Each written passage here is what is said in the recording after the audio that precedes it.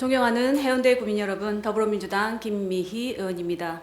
5분 발언에 앞서 어제 울산 화학공장 사고로 인해 유명을 달리하신 노동자분의 명복을 기원합니다.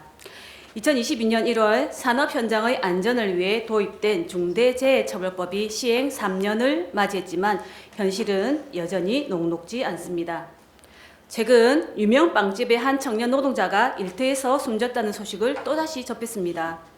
주 80시간의 과로사가 사망의 원인이라고 유족들은 의혹을 제기하였고, 이로 인하여 우리 사회는 다시금 일터의 안전에 대해 묻고 있습니다.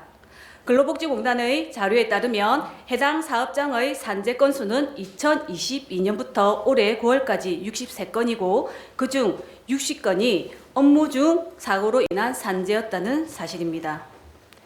2024년 기준 산업재해 재해자 수는 14만 2,271명으로 2020년 대비 무려 32%가 증가하였고 사망자도 2,098명이며 이 중 절반인 1,107명은 60살 이상의 고령자입니다. 이는 법 시행이 3년이 넘었음에도 불구하고 노동 현장에서 안전문화 정착이 부족하다는 점을 여실히 보여주고 있습니다. 물론 중대재해처벌법 시행 이후 민간 기업도 변화의 노력은 보이고 있습니다. 현대중공업의 바뀐 외벽입니다. 이윤우선의 민간 기업이지만 점차 노동자 생명을 중시하는 것으로 시대가 변하고 있음을 잘 보여주고 있습니다. 최근 정부에서는 중대재해 발생 기업에 대한 처벌을 강화하겠다는 방침을 분명히 하고 있습니다.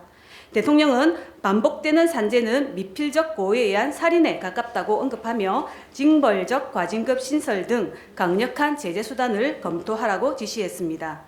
그러나 중앙정부의 강력한 정책 의지와는 달리 지역 자원의 중대재해 대응 체계는 여전히 미비합니다. 그렇다면 우리 구의 상황은 어떨까요? 제가 확인해 본 바 해운대구는 구발주 공사나 용역 사업의 경우 하청업체 현장에서 발생하는 산업재해 현황을 체계적으로 파악하지 않고 있습니다. 해운대구 예산으로 시행하는 모든 공사에 매년 어떤 사고가 발생했는지를 관리한다면 추후에 더 큰 사고를 예방할 수 있습니다.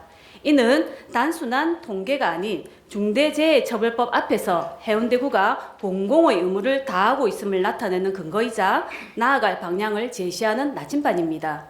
중대재해는 예측할 수 없는 재난이 아니라 예방하지 않는 관리의 실패입니다. 중앙정부의 기조에 맞춰서 지역에서는 안전을 관리하고 공공사업의 위험 요인을 예방해야 합니다. 행정안전부에서 매년 평가하는 2024년 지역안전지수에 따르면 해운대구는 생활안전 분야에서는 2등급을 받았습니다. 이와 함께 이제는 일하는 노동자도 안전한 도시가 되기를 바라며 다음과 같은 사항을 해운대구에 제안합니다. 첫째, 공구형 현장에 대한 안전점검을 강화하라.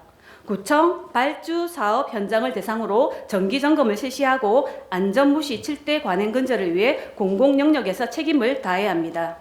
둘째, 구 발주 하청 사업장 산업재해 통계를 구축하라. 구에서 발주하거나 하청을 맡긴 용역 현장의 산업재해 현황을 연도별, 유형별로 수집, 분석하여 중대재해 예방정책 수립의 근거 자료로 활용해야 합니다. 아울러 건설과 도시관리과, 해양진흥과 등 구용역 사업이 많은 과의 흩어진 산재 현황을 최종적으로 관리할 부서의 지정이 반드시 필요합니다. 셋째, 지역사회와 연계한 생활 속 안전문화 확산 캠페인을 추진하라. 중대재해는 비단 산업 현장에서만의 문제가 아니라 지역사회 전체의 안전과 관련됩니다. 현재 진행하는 형식적인 민관 합동 안전점검의 날 캠페인을 더욱 현실화하여 지역에서 안전의식이 뿌리 내리도록 해야 합니다. 일하는 사람 누구나 안전하게 일할 권리가 있으며 살려고 나간 일터에서 다치거나 죽지 않도록 하는 것은 정부의 가장 기본적이고 중요한 책무입니다. 고용노동부 장관의 말씀을 빌어 5분 자유 발언을 마치겠습니다. 경청해 주셔서 감사합니다.